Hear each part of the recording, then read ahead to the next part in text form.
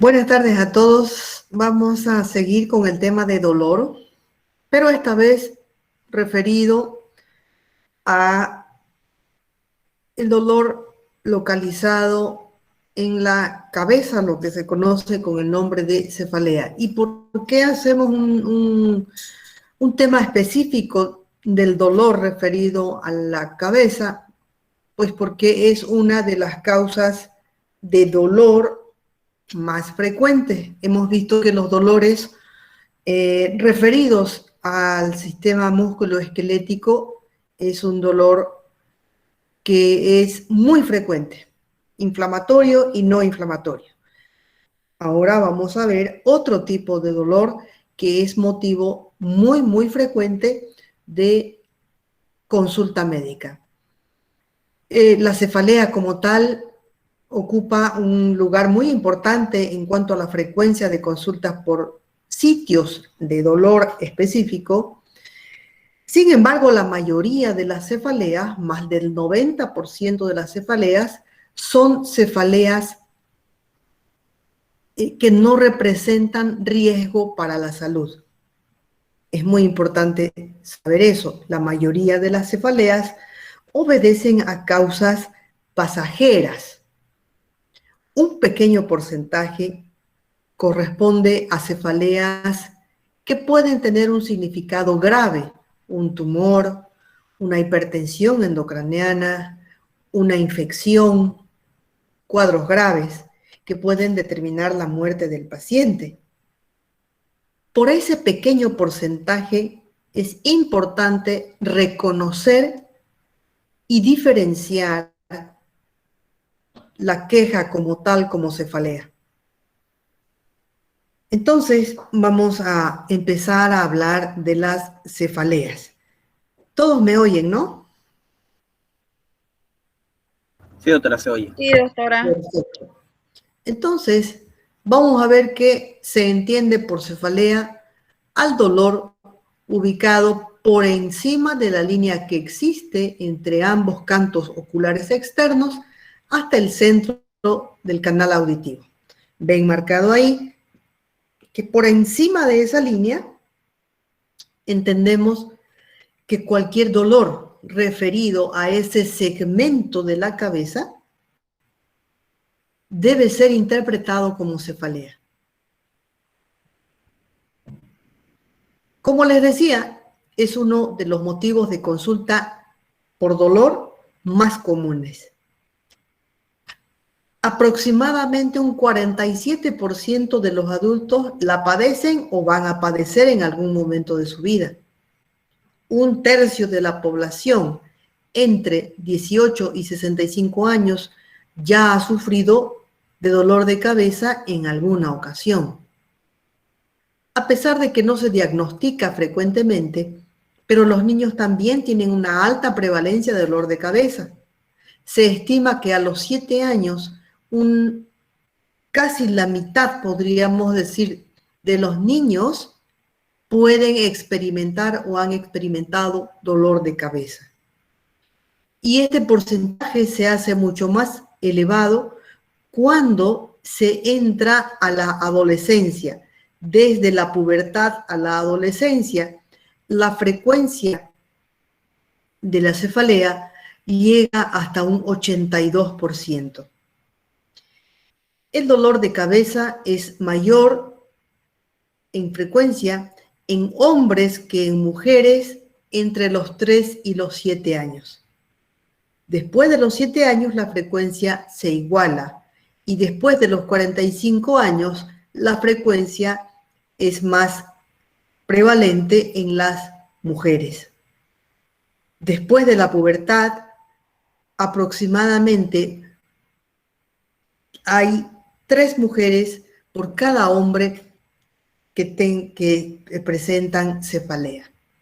De tal manera que al ser una queja muy frecuente, se convierte en un desafío para el clínico, ya que va a depender de que se haga un correcto abordaje de este síntoma para que podamos tener un adecuado diagnóstico, un adecuado desenlace y, por supuesto, un adecuado tratamiento, devolviendo la calidad de vida a los pacientes que tienen cefalea. No nos olvidemos que la cefalea puede ser solamente un síntoma que proviene de ese segmento del anatómico, sino también que acompaña a muchas otras enfermedades. Podemos decir que prácticamente en todas las virosis la cefalea está presente. Dengue, chikungunya, coronavirus, la virosis que ustedes quieran, tiene como síntoma o prevalente o acompañante de cefalea. Entonces, es un síntoma que puede presentarse en muchas enfermedades sistémicas, así como también ser exclusivo de enfermedades localizadas en ese segmento anatómico. La clasificación de las cefaleas se hace en base a 10 tipos de cefaleas. Esta clasificación es un poco compleja porque clasifica a las cefaleas como migrañas, diferentes tipos de migrañas, la cefalea tensional, las cefaleas trigémino-autonómicas, otro tipo de cefaleas primarias, cefaleas atribuidas a traumatismos y trastornos cervicales, cefaleas secundarias a trastornos vasculares, cefaleas por trastornos intracraneales no vasculares, cefaleas por administración o supresión de algunas sustancias, medicamentos, cefalea de origen infeccioso y cefalea secundaria a trastornos de la homeostasis, por ejemplo, hipernatremia, hipoxia. Existen también otros tipos de cefaleas que, como ven, son muchísimas en esta clasificación internacional, pero fisiopatológicamente las cefaleas están mediadas en su patogenia por 2 vías. La primera es una respuesta fisiológica normal que se genera por activación de los receptores periféricos del dolor en respuesta a una lesión tisular, es decir, es una cefalea provocada por trastornos o lesiones que estimulen los receptores del dolor en cualquiera de los segmentos anatómicos que corresponden al sitio indicado como sitios de cefalea, ya sea por lesión tisular, distensión o por otros factores como la tracción. El otro grupo o la otra causa, la otra vía del dolor, se produce cuando existe un daño o funcionamiento o un mal funcionamiento más bien de las vías del dolor relacionadas con el sistema nervioso central o periférico. Entonces, a pesar de tener tantos tipos de cefalea, podemos decir que las cefaleas pueden ser somáticas, las primeras, o neuropáticas, las segundas. Según los mecanismos y la fisiopatología del dolor que hemos aprendido, el dolor puede ser somático o neuropático. El dolor somático, donde existe un daño, cualquiera sea este, que estimula los nociceptores periféricos y sigue los 4 procesos que desencadenan en la percepción dolorosa. Y la segunda es el dolor neuropático, donde existe un trastorno a nivel periférico o central que nos altera la percepción dolorosa. En las cefaleas se aplica también este concepto. Al mismo tiempo que es un síntoma, como lo hemos nombrado hasta este momento, también la cefalea es un síndrome, porque al ser definida como un dolor que se presenta en la extremidad cefálica, se presenta o podemos comprenderlo como un síntoma.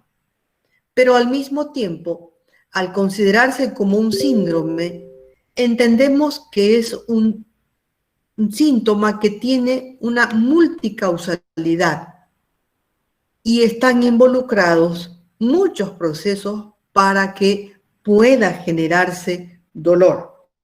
Entonces, vamos a entender la cefalea como un síntoma, pero también lo vamos a entender como un síndrome.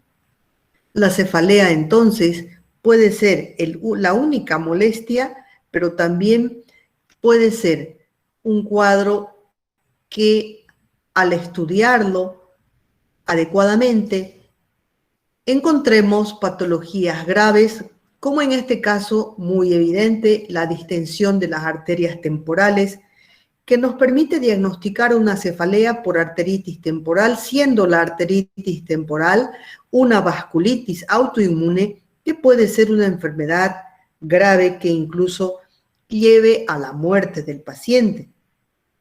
De tal manera que cuando el paciente indica dolor de cabeza, cefalea, vamos a hacer como si estuviéramos en un teatro, porque al abrir las cortinas, lo que podemos definir como que hacer la semiología y entender la fisiopatología de este síntoma, podemos encontrar un síndrome que puede ser un proceso que no tenga gravedad, o podemos encontrarnos con cuadros muy graves donde la cefalea es el síntoma principal. Entonces, nosotros como médicos, al enfrentarnos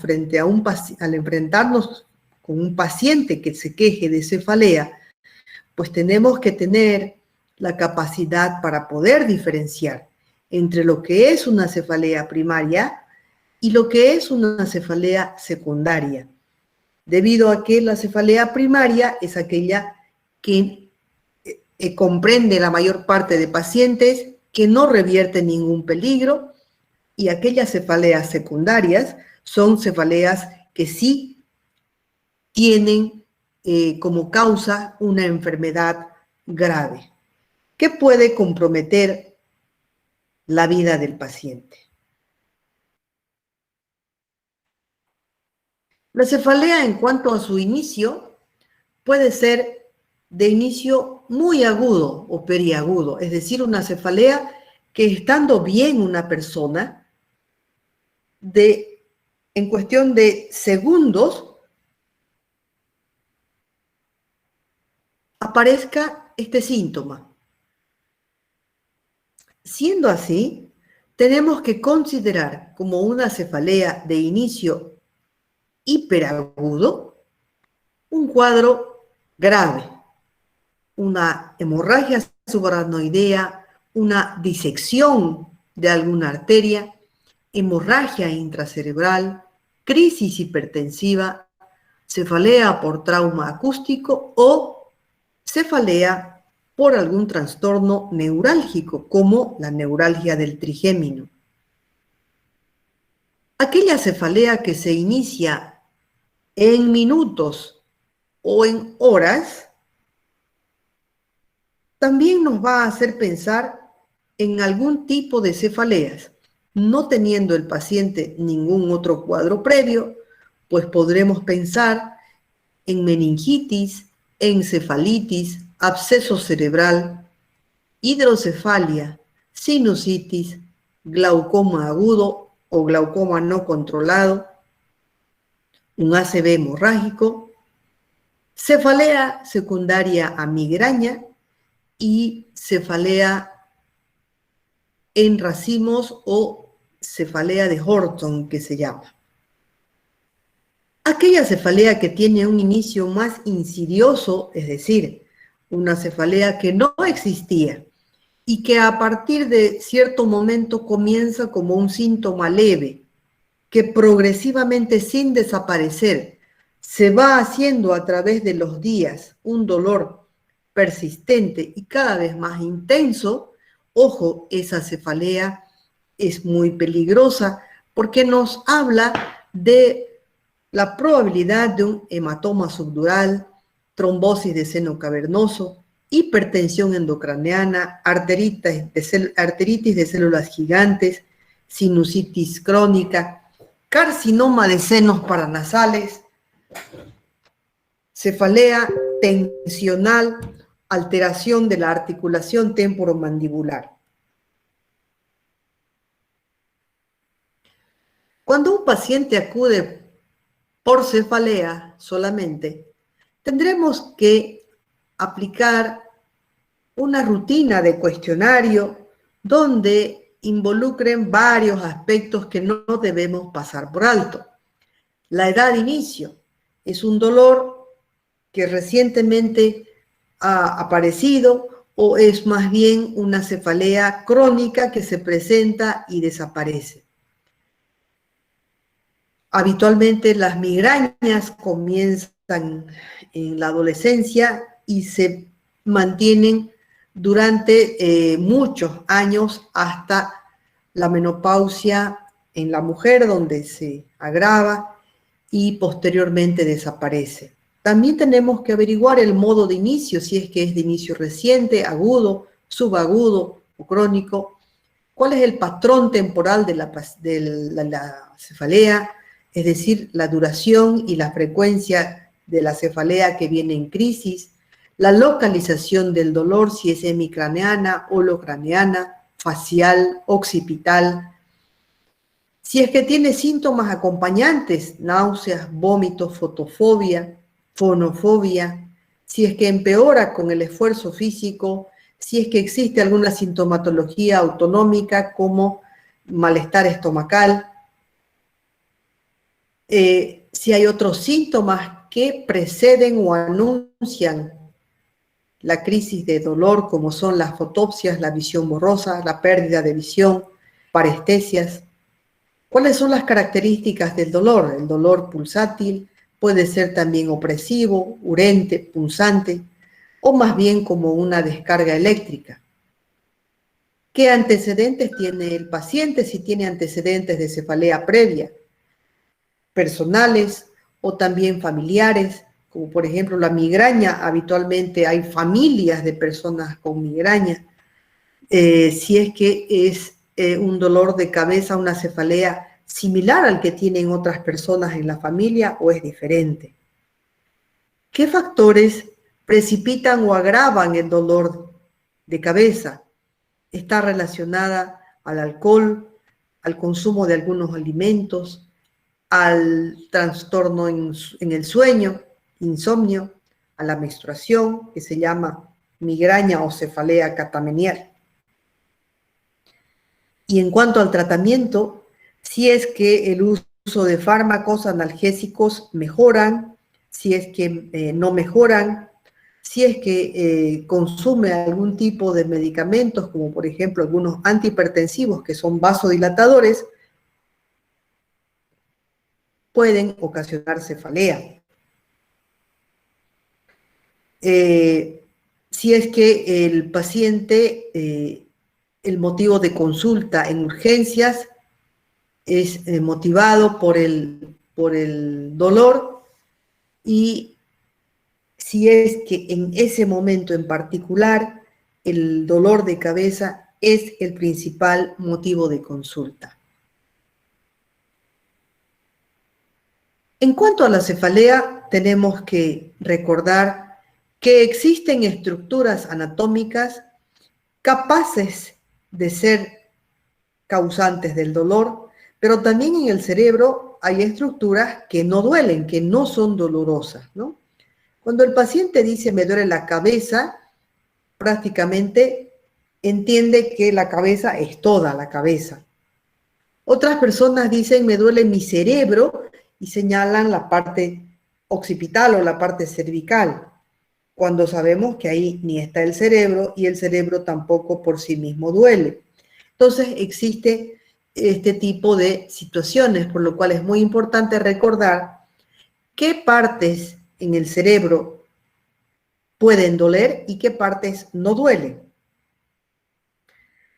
Duele la piel, el tejido celular subcutáneo, los músculos, las arterias extracraneales y el periósteo craneal, pero no duele el hueso craneal. Duele las arterias meningia media, las arterias temporales.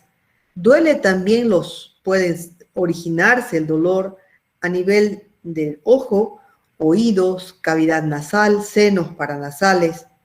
También los grandes senos cavernosos, partes de la dura madre, arterias de la dura madre y la pía aracnoides, sobre todo la arteria meningia media, los segmentos extracerebrales, los nervios, los pares craneales, 2, 3, 4, 6, 5, 9, 10 y los segmentos cervicales del 1 al 3 pueden ser responsables de cefalea.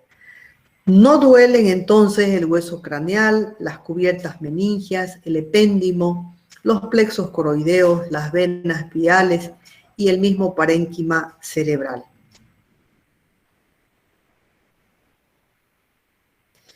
¿Cómo vamos a clasificar las cefaleas?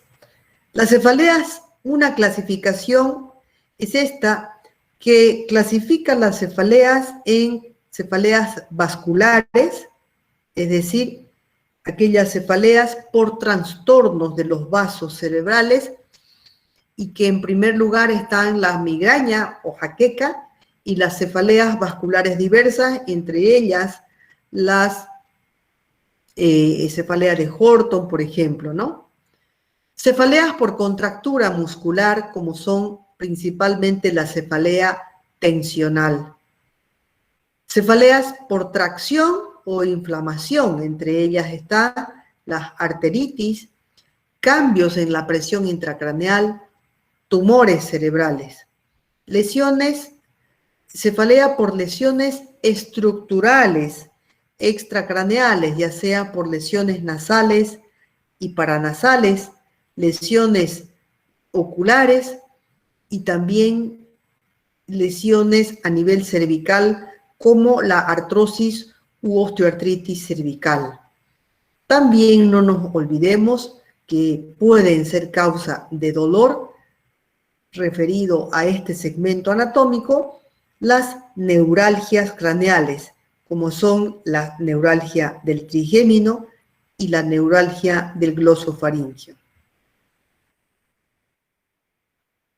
Cuando uno ve a un paciente con cefalea, independientemente del diagnóstico, de la sospecha diagnóstica que uno pueda tener, es importante no dejar pasar elementos en nuestro examen físico porque nos pueden dar elementos importantes de gravedad. Primero, debemos siempre examinar si es que hay rigidez de nuca y otros signos meningios porque estamos en la obligación de pensar siempre en descartar una meningitis. Entonces, averiguaremos y haremos las maniobras semiológicas necesarias para descartar rigidez de nuca y los otros signos meningios y por lo tanto meningitis. Si es que tenemos un oftalmoscopio, debemos hacer un fondo de ojo siempre para buscar edema de papila. Si es que el paciente, además de la cefalea, presenta un déficit motoro sensitivo, como por ejemplo en la foto, una parálisis facial. También alteraciones en el estado de conciencia. Un paciente que es traído por un familiar que nos comenta que estaba con cefalea y de pronto pierde el estado de conciencia. Es muy importante el antecedente. Alteraciones en la marcha y, por supuesto, también signos de traumatismo. La mayoría de los dolores de cabeza están causados por dos tipos de procesos: por contracción muscular, y aquí tenemos en primer lugar la cefalea tensional, o por problemas vasculares, problemas en el flujo sanguíneo, de tal manera que en este tipo de cefaleas, a pesar de que su significado es poco preciso, la cefalea como tal, este tipo de cefaleas constituye la mayor parte de los casos y no tienen en realidad alteraciones graves. Son más bien cuadros leves, pasajeros, que pueden ser muy molestosos, pero que no revierten peligro. Entonces, vamos a ver que dentro de estas cefaleas, donde están afectados los músculos o los vasos sanguíneos, están la migraña, la cefalea tensional, las cefaleas por alteración de algunos pares craneales y otro tipo de cefaleas primarias.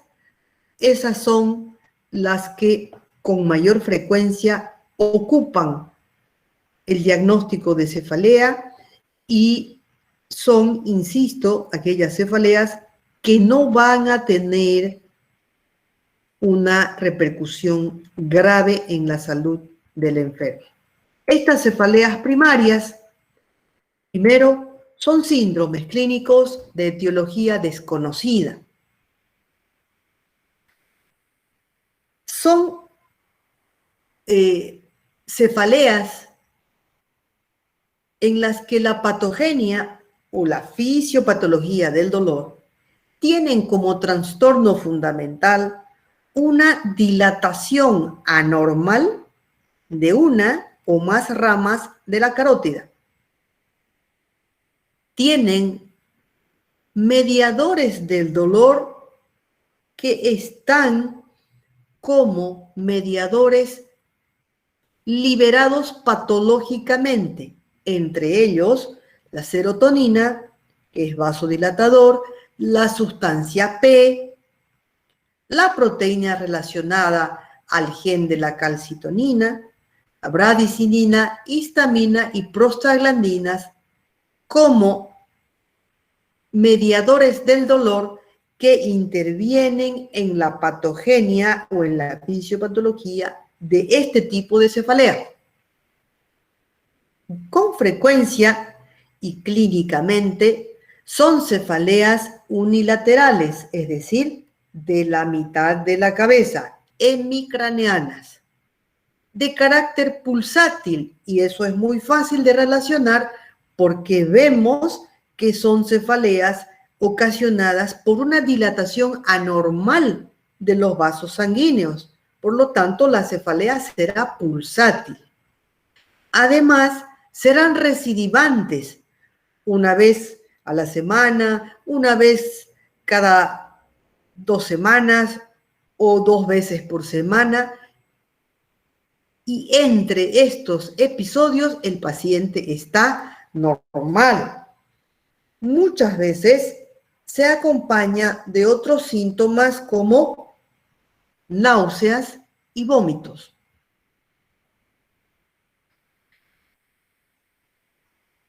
En cuanto a la descripción fisiopatológica de la migraña, vemos que existen factores desencadenantes que pueden ser algún tipo de alimentos como los condimentos, el chocolate, el tabaco, el alcohol, algunos momentos como los cambios hormonales que suceden durante el periodo menstrual, el estrés, el insomnio, la ansiedad, la exposición prolongada al sol. Es decir, existen factores desencadenantes de estas cefaleas. Pero también es importante mencionar que existe cierta predisposición genética para que se combinen junto con los factores desencadenantes y den lugar al desarrollo de una crisis de migraña.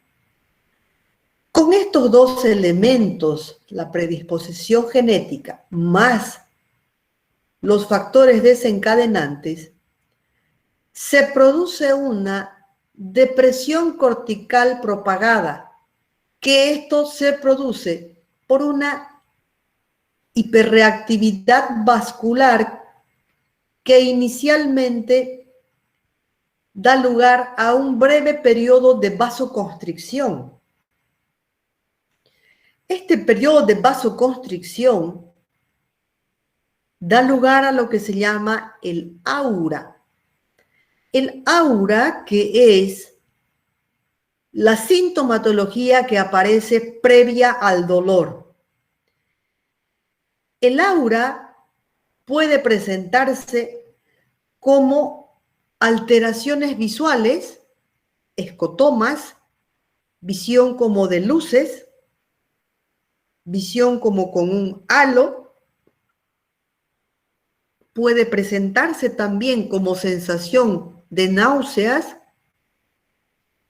puede presentarse también como una crisis de bostezos, puede presentarse también como una crisis de parestesias.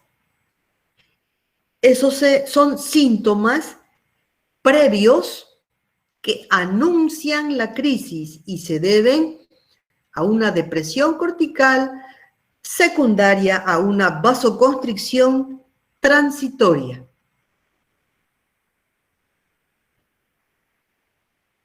Luego se produce una activación de los núcleos del RAFE y del locus coeruleus para producir una activación o reacción que sigue a la vasoconstricción con vasodilatación.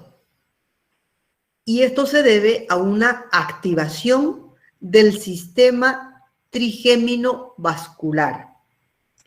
Ramas del trigémino irrigan el trayecto vascular de la carótida y dan lugar a una vasodilatación que da lugar a la liberación de los mediadores del dolor que ya conocemos, como son lo que llaman acá péptidos algógenos, como son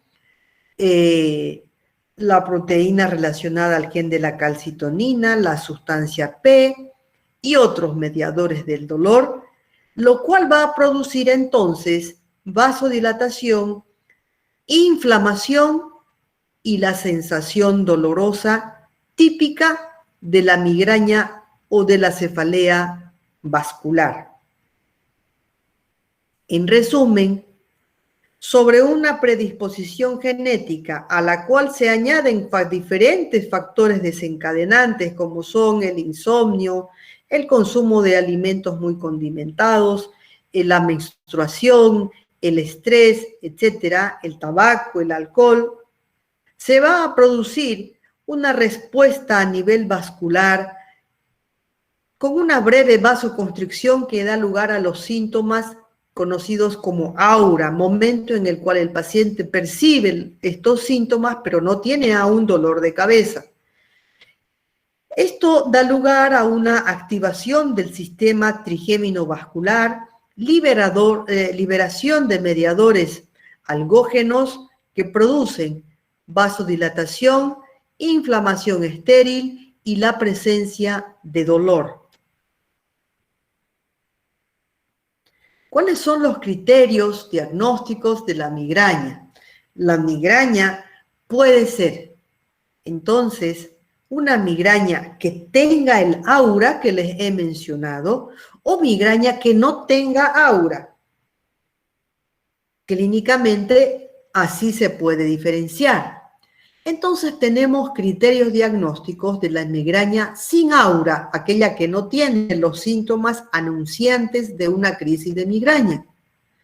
Está la migraña donde vamos a ver que es de localización hemicraneana, es decir, unilateral, es de carácter pulsátil, es dolor. Se lo puede clasificar como de intensidad de moderada a severa, empeora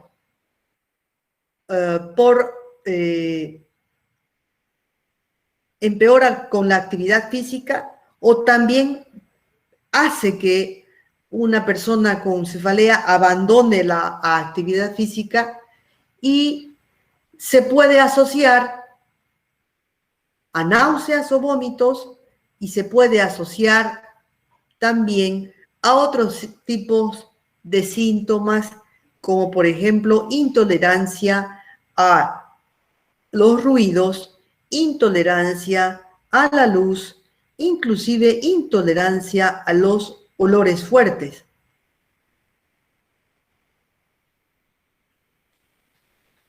La cefalea con aura es aquella cefalea que tiene síntomas visuales, es decir, tiene los síntomas que anuncian la cefalea, que pueden ser visuales como luces, escotomas, visión en halo, síntomas sensitivos como parestesias, dificultad en el habla o en el lenguaje, síntomas motores como dolor o pérdida de fuerza transitorio, náuseas, vómitos que indican compromiso a nivel troncoencefálico y también retinianos que pueden manifestarse con pérdida transitoria de la visión. A esto se le asocia, una vez que se desencadenan estos síntomas reconocidos como aura, síntomas de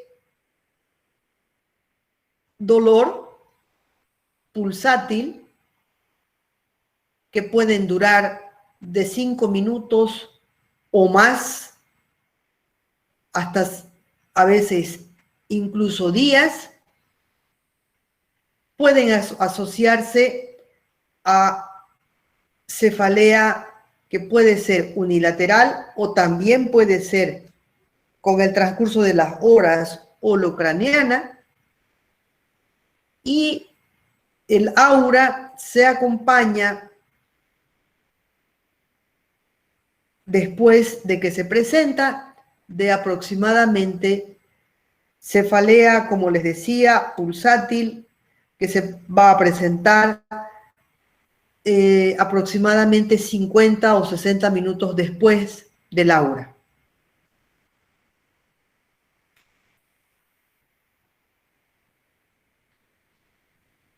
Estos cuadros de la migraña con aura o migraña sin aura son cuadros recurrentes, de tal manera que hay personas que se pasan la mitad de la vida presentando migraña, desde que son adolescentes hasta los 50 años o más inclusive, tienen migraña. Por lo tanto, existen criterios de diagnóstico para la migraña crónica.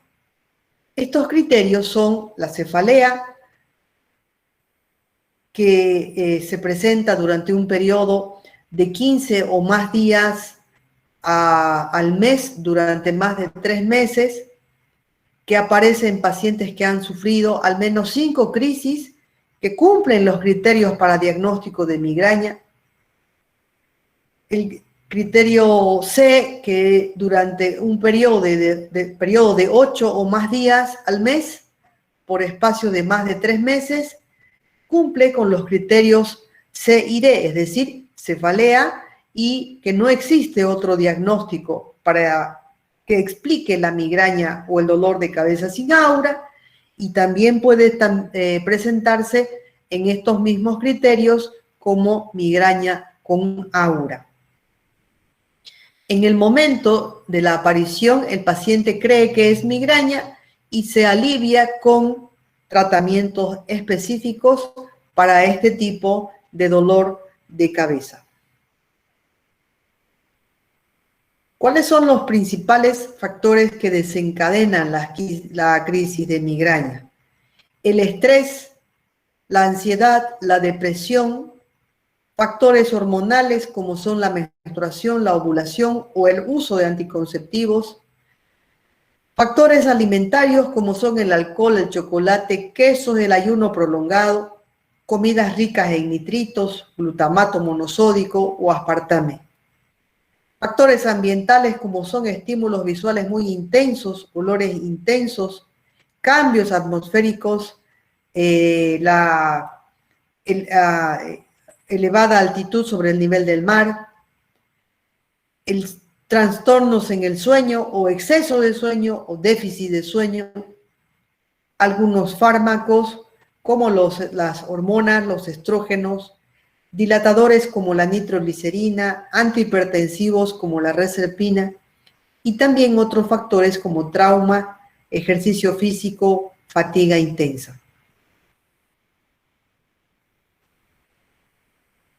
¿Cómo son las crisis que podemos describir de aura?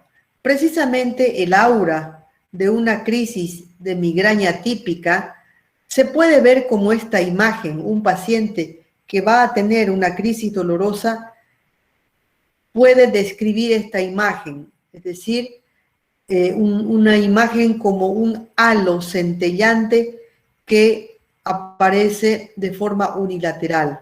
O también puede describir como una mancha que se presenta en un punto y que no permite una adecuada visualización. Puede ser también una imagen centellante que comience muy pequeña y que poco a poco, con el transcurso de los minutos, se haga más intensa para luego ir desapareciendo, que es el aura más típico que se puede visualizar aquí en esta imagen. Este tipo de migraña con aura tiene un elevado porcentaje de afectación. Afecta hasta un 15% de la población, es 3 veces más común en mujeres, más de la mitad de los pacientes tienen antecedentes familiares, usualmente aparece en la niñez o en la adolescencia, y el 80% de pacientes con migraña ya ha tenido su primera crisis antes de los 30 años. Es un dolor de rápida instauración que dura desde algunas horas hasta 3 días, de característica pulsátil, habitualmente hemicraneano en la mitad de los pacientes. La migraña sin aura tiene una duración de 4 a 72 horas. Esta es una migraña sin anuncio. 2 de las siguientes características acompañan a esta migraña: es unilateral, pulsátil, de intensidad moderada a severa y se intensifica con los movimientos. Además, se puede asociar a náuseas y vómitos y se asocia a fotofobia, fonofobia, principalmente como datos más relevantes de este tipo de migraña. Entonces, cuando un paciente venga y nos comente que viene por cefalea, nosotros tenemos que preguntar dónde se localiza, cómo es el dolor, cuál es la intensidad, si los movimientos se intensifican, si tiene náuseas, si tiene vómitos, si tiene intolerancia a la luz o a los olores. La migraña con aura casi siempre es más fácil, es una migraña clásica, porque el paciente describe los síntomas previos al dolor, que son como síntomas prodrómicos, que los hemos llamado aura, como visión borrosa, la metamorfopsia, que es esa sensación de parestesias o de sentir diferente alguna parte, algún segmento del cuerpo, las parestesias, y que se acompañan posteriormente de una cefalea pulsátil, habitualmente unilateral en un 50%, y que puede ser breve o que puede durar también varios días, y que al finalizar, casi al finalizar el episodio doloroso, se presenta náuseas y el paciente termina vomitando. Entonces, estos son los síntomas más frecuentes y estos son los síntomas menos frecuentes. Tendremos que averiguar ante todo paciente que venga con migraña la presencia de estos síntomas para poder catalogar como cefalea primaria, cefalea vascular, cefalea migrañosa con o sin aura.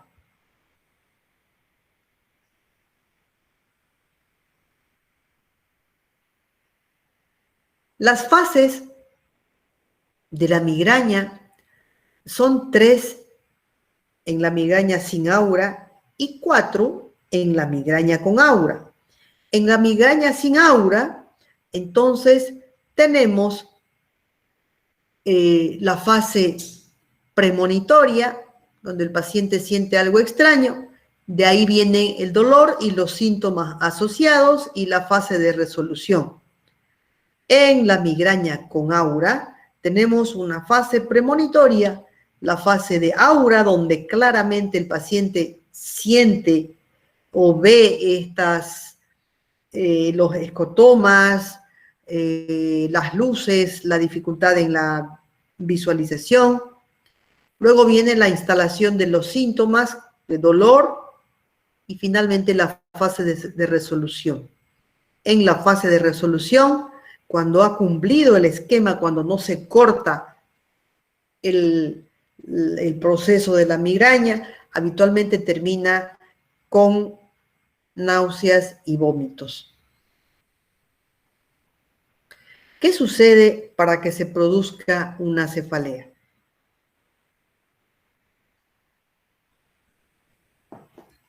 La cefalea migrañosa, entonces,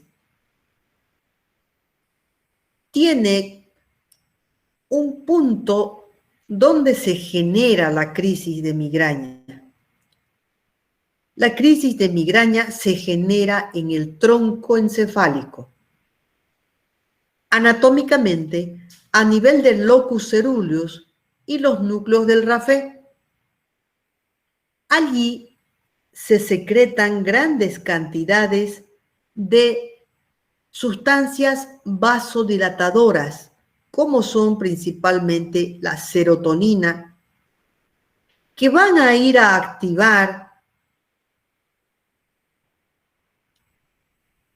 el trigémino y la porción parasimpática del facial. Este es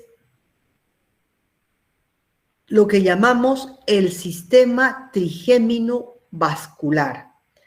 Al activarse las terminaciones nerviosas por una secreción anormal a nivel del tronco encefálico de sustancias como son serotonina, sustancia P, catecolaminas, que van a dar lugar a una irritación y respuesta a nivel vascular, se provoca una vasodilatación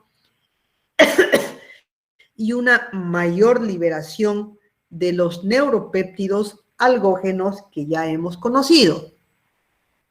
A ese nivel señalado es donde se inicia la crisis de migraña. Existe entonces un estado de hiperexcitabilidad de las neuronas de la corteza cerebral que está determinado Por un lado, genéticamente, que van a alterar los canales iónicos donde se produce primero un aumento del potasio extracelular y de otro mediador del dolor que es el glutamato. A ese nivel se secretan los mediadores algógenos, que son la sustancia P, la neuroquinina A, el péptido relacionado con el gen de la calcitonina. Esta respuesta anormal a estímulos externos, como les he comentado, hormonales, psicológicos, alimenticios, etcétera, se suma entonces la predisposición genética, la relación que existe con el cromosoma X, dado que hemos conocido que es más frecuente en mujeres, una alteración en los canales de calcio y una deficiencia de magnesio en la corteza como factores asociados a esta hipersensibilidad que da lugar a la secreción de sustancias mediadoras. Es en la unión neurovascular entonces donde se producen dos cambios principales: una vasodilatación de los vasos durales y una reacción inflamatoria. Esta vasodilatación ya sabemos que responde a la liberación anormal de sustancias vasodilatadoras, y la reacción inflamatoria responde a liberación de prostaglandinas. Entonces, la estimulación de las terminaciones nerviosas da lugar a la liberación de estas sustancias, como son la sustancia P, la neuroquinina A, la proteína relacionada al gen de la calcitonina, que van a producir vasodilatación, y también prostaglandina, que va a originar una reacción inflamatoria de inicio rápido, y como respuesta inflamatoria va a haber vasodilatación, aumento en la permeabilidad, liberación o extravasación de plasma al intersticio y cambios en las células del área perivascular, dando lugar a una inflamación, pero es una inflamación neurógena, es decir, no está desencadenada por un trauma, por un daño vascular, está desencadenada por una secreción anormal de péptidos mediadores, y esa secreción anormal de péptidos mediadores está relacionada a una hipersensibilidad a factores desencadenantes como son alimenticios, psicógenos, tensionales, hormonales, etc. Entonces, existe una inflamación que no es una inflamación inicialmente vascular, que es el proceso inflamatorio que hemos conocido. Este proceso es inicialmente neurógeno, resultante de la sensibilización de las terminaciones nerviosas del trigémino. Sustancia P, neuroquinina, eso va a dar lugar a una vasodilatación, edema e inflamación y por lo tanto dolor vascular. Las neuronas de primer orden que se activan transmiten entonces un estímulo doloroso a las neuronas de segundo orden en el núcleo del trigémino, que tienen conexiones con otros centros importantes del tronco cerebral y principalmente con aquellos centros que controlan la náusea y el vómito. Es así que la crisis de migraña habitualmente se acompaña de náuseas y de vómitos, si no al inicio como síntomas acompañantes, al final, al término de la crisis migrañosa. La señal entonces alcanza el tronco cerebral, hace sinapsis en el núcleo del trigémino y de ahí parten hasta el tálamo, al córtex cerebral, y donde va a ser percibido a nivel talámico, el estímulo nociceptivo a menudo 30 minutos después de que se ha iniciado el proceso desencadenante de la migraña y va a ser percibido como un dolor de cabeza pulsátil. En el sistema trigeminal ocurre una activación y sensibilización adicional en relación a neuronas de tercer orden a nivel talámico hacia la corteza cerebral, que van a dar lugar a todos los síntomas que acompañan y caracterizan a la migraña, que incluyen fotofobia, fonofobia, osmofobia, que es el rechazo a los olores fuertes, y también alodinia, las personas que están con migraña o que han tenido una crisis de migraña, presentan una hipersensibilidad en el cuero cabelludo que incluso les impide pasar el peine sobre el cuero cabelludo. Esto se llama alodinia, y la alodinia ocurre durante la crisis de migraña, compromete el cuero cabelludo, a veces la cara y a veces las extremidades. Entonces, se entiende la migraña como un trastorno a nivel de los canales de calcio principalmente. Como hemos visto en la fisiopatología, hay un trastorno que sería un defecto a nivel de los canales de calcio, que sería el trastorno básico, la anormalidad básica, a partir de lo cual se origina una crisis de migraña. Esta alteración a nivel de los canales de calcio hace que haya una hipersensibilidad que da lugar a la liberación de neurotransmisores y luego una hiperexcitabilidad neuronal central. Nuevamente el cuadro de la evolución de una migraña. Otro tipo de cefalea vascular es la cefalea de Horton o cefalea racemosa o cefalea en racimos.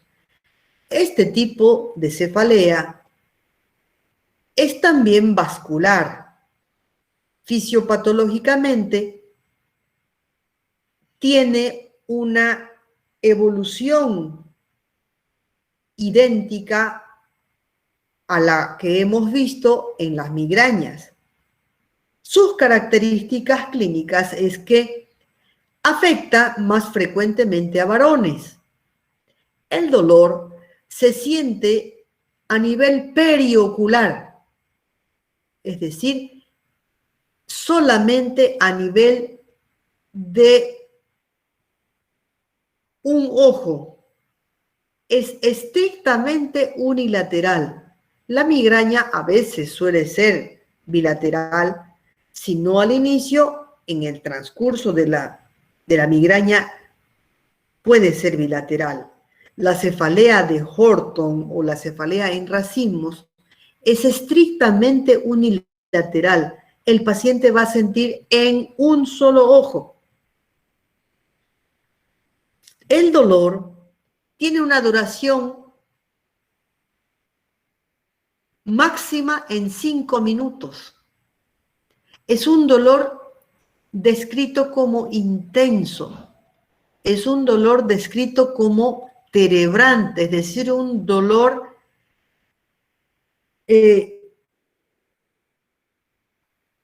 muy intenso que el paciente siente como que le están taladrando el ojo.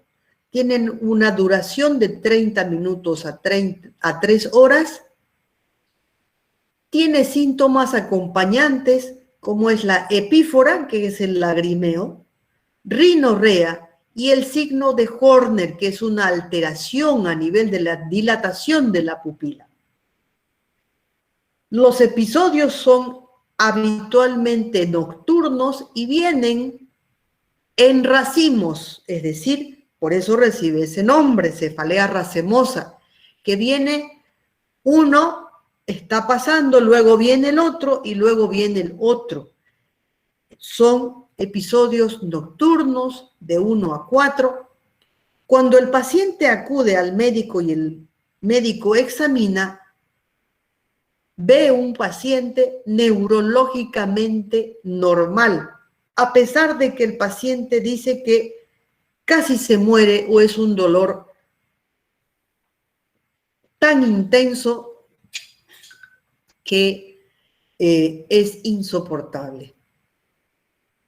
Entonces, las cefaleas en racimo son estrictamente unilaterales, pueden localizarse en la fosa ocular, en la misma bóveda ocular, o también alrededor del ojo, presentar el párpado caído, lagrimeo, congestión del mismo lado. El paciente se ve en el momento de la crisis con un ojo más pequeño, enrojecido, edematizado y con una cara de mucha angustia por la intensidad del dolor. Fisiopatológicamente, este tipo de cefalea, la cefalea racemosa, involucra vías neuronales, principalmente la activación del sistema trigémino vascular, la activación, además, del sistema parasimpático y disfunción del sistema simpático craneal. Por eso es que se observa la dilatación de la pupila del lado afectado.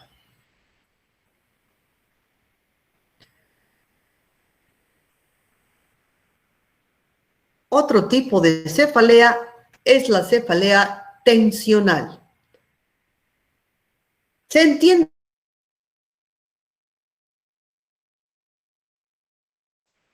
a la cabeza, cuero cabelludo que incluye el cuello. Generalmente se asocia a tensión de los músculos de estas áreas.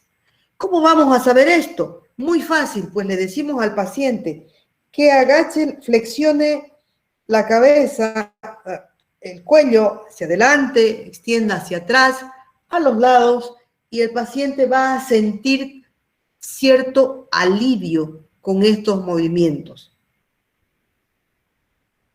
Existe una tensión muscular de los músculos que corresponden al cuello, a la cara y a los hombros. La cefalea tensional es una de las causas más comunes de dolor de cabeza. Puede ocurrir a cualquier edad, aunque es más frecuente en los adolescentes y en los adultos. Se considera una cefalea crónica. Es más frecuente 2 o más veces,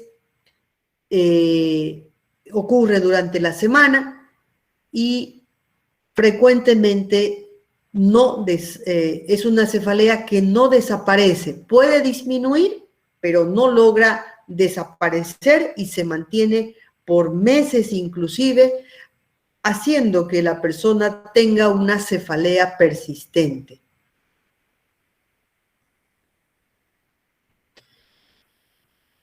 La cefalea tensional ocurre cuando los músculos del cuello y del cuero cabelludo se tensionan en respuesta al estrés, a la depresión, a la ansiedad. También cualquier actividad que le obligue a una persona a mantener la cabeza en una sola posición durante mucho tiempo.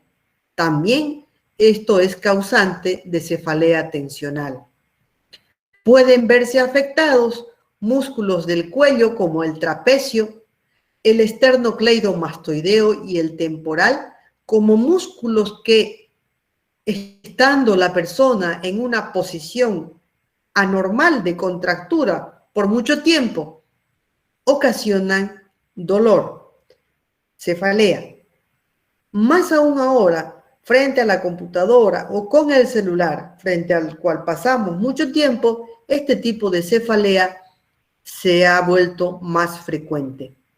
Este dolor, esta cefalea, se describe como un dolor sordo, opresivo, similar a una presión que existe a nivel del cráneo.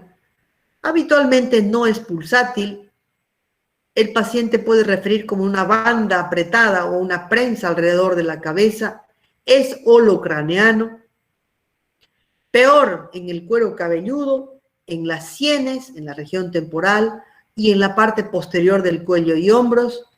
Puede ocurrir como un episodio aislado, constante o diario. Puede durar 30 minutos, puede durar varios días o inclusive varios meses. Esta posición frente al teléfono es la más, actualmente la que causa más cefaleas tensionales. Como verán, es la posición frente a la cual nosotros estamos prácticamente mínimo unas 12 o 14 horas al día, lo cual va a condicionar una contractura anormal de los músculos esternocleidomastoideo y trapecio, y eso va a determinar una cefalea tensional. Es lo que se llama el text neck, cuello de texto, que está causado por el uso excesivo de los celulares. Esto condiciona una mala posición de la cabeza que está inclinada hacia adelante, una contractura de los músculos cervicales, paravertebrales cervicales, trapecios, de los músculos esternocleidomastoideo, de los músculos paravertebrales dorsales, porque se produce una hiperlordosis, perdón, un aumento en la cifosis dorsal, y entonces es causante de dolor muscular. Esto se va a manifestar por dolor tensional, dolor crónico en el cuello. También puede ocasionar inclusive disfunción respiratoria, alteraciones en la alineación de la columna, inflamación a nivel de las vértebras, artrosis, espondiloartritis e incluso problemas digestivos. Existen dos tipos de trastornos que explican el desarrollo de la cefalea tensional. Los cambios periféricos a nivel de las estructuras miofaciales de los músculos que están involucrados.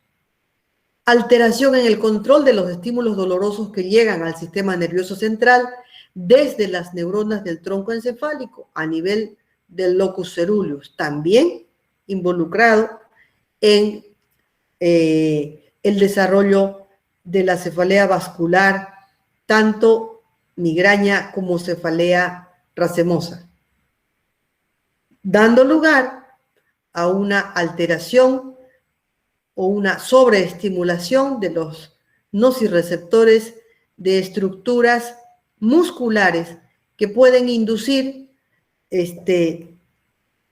una hiperexcitabilidad a nivel del tronco encefálico y desencadenar este ciclo trigémino vascular que ya hemos visto.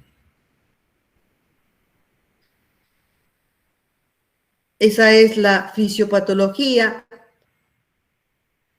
de la cefalea tensional, la cefalea por alteración del sistema trigémino vascular, que está condicionada principalmente por una hiperexcitabilidad a nivel del tronco encefálico, secundaria a estímulos que ya conocemos, que da lugar a liberación de mediadores, primero neurógenos, algógenos, y luego mediadores inflamatorios.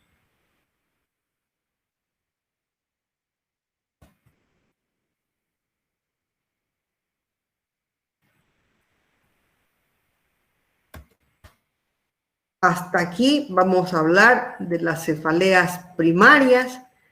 Nos toca hablar de las cefaleas secundarias. De las cefaleas secundarias, entonces, vamos a hablar mañana. ¿Tienen alguna pregunta?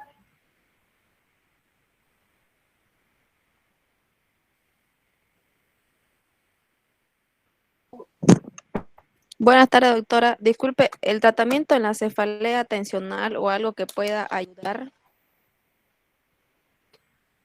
para disminuir el dolor? Bueno, lo primero es identificar la cefalea y modificar los factores que desencadenan la cefalea tensional. Como ven, la mayoría de las veces son factores o elementos posturales. Luego, de identificar que se trata de una cefalea tensional, ver si es que es postural. Si es que es secundaria a estrés, hay que ver qué es lo que está desencadenando estrés. Probablemente medicar con ansiolíticos, medicar con analgésicos, y como es una cefalea que también involucra la parte vascular, dar medicamentos como si fuera para el tratamiento de una migraña, es decir,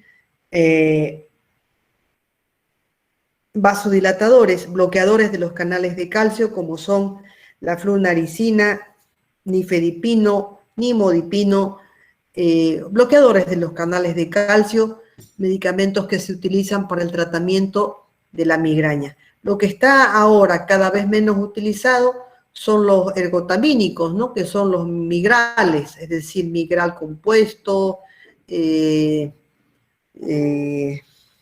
migradolalgial, migradoricina, en fin, hay diferentes sustancias que contienen ergotamina, que son vasoconstrictores, que mejoran temporalmente el dolor, pero de lo que se trata en una persona que tiene este tipo de cefalea es de evitar la crisis, y entonces el tratamiento involucra modificaciones en el estilo de vida, modificaciones en la alimentación, identificar varios aspectos, como han visto, que son varios aspectos nutricionales, psicológicos, hormonales que hay que averiguar, modificarlos y hacer tratamiento. El tratamiento a veces es necesario mantenerlo en la mayoría de los pacientes por 3 a 5 meses para tener una respuesta adecuada y sostenida que evite las crisis de dolor.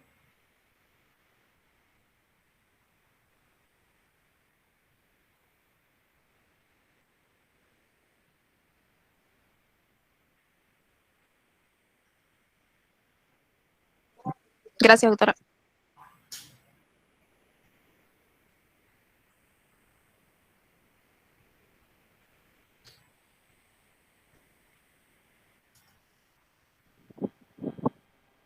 Doctora, quería preguntarle Sí.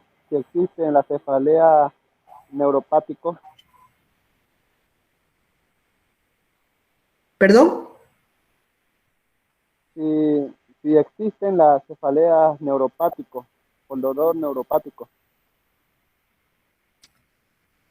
Estas cefaleas que hemos descrito son cefaleas neuropáticas. Gracias, doctora. Si me han podido entender, en este tipo de cefaleas no existe un daño que ocasione, una lesión que ocasione la migraña, una lesión que ocasione la cefalea racemosa. No existe. Existe una hipersensibilidad a nivel de los núcleos del tronco cerebral y del sistema trigémino vascular. Pero no existe golpe, no existe corte, no existe infección, no existe nada. No existe la primera etapa. Entonces, este grupo de cefaleas son cefaleas neuropáticas, son dolores neuropáticos. Doutora, pero si se encuentra alterado todo lo que son los datos de bradicinina o sea, de las quimiosinas ahí estarán alteradas, ¿no? Cuando se tiene esta enfermedad. Exacto, de los mediadores del dolor, sí, claro que sí. Pero no existe lesión, a eso me refiero. Por lo tanto, es un dolor neuropático.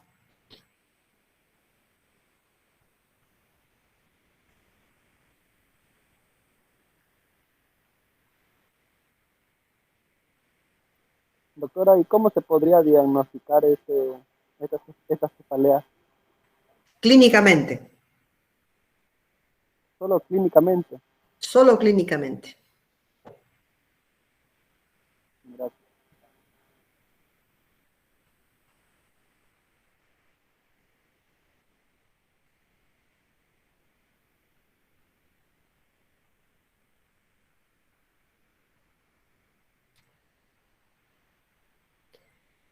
Hemos detallado las características clínicas precisamente para que cuando ustedes vean un paciente con cefalea, interroguen las características del dolor. ¿Es primera vez que tiene? ¿Cuántas veces al mes tiene? ¿Algo la desencadenó? ¿No está durmiendo bien? ¿Ha fumado? ¿No ha bebido? ¿Está utilizando anticonceptivos? ¿Mejoran con el sueño? ¿Tiene auras? ¿Vomita? ¿Tiene náuseas? ¿Vómitos? ¿Mejora con los antimigrañosos? Seguramente les van a decir que sí, ¿no? Seguramente les van a decir que sí. Pero todo eso hace parte del diagnóstico clínico. No existe ningún examen que nos diga que es una cefalea migrañosa, una cefalea vascular. No existe, es clínica.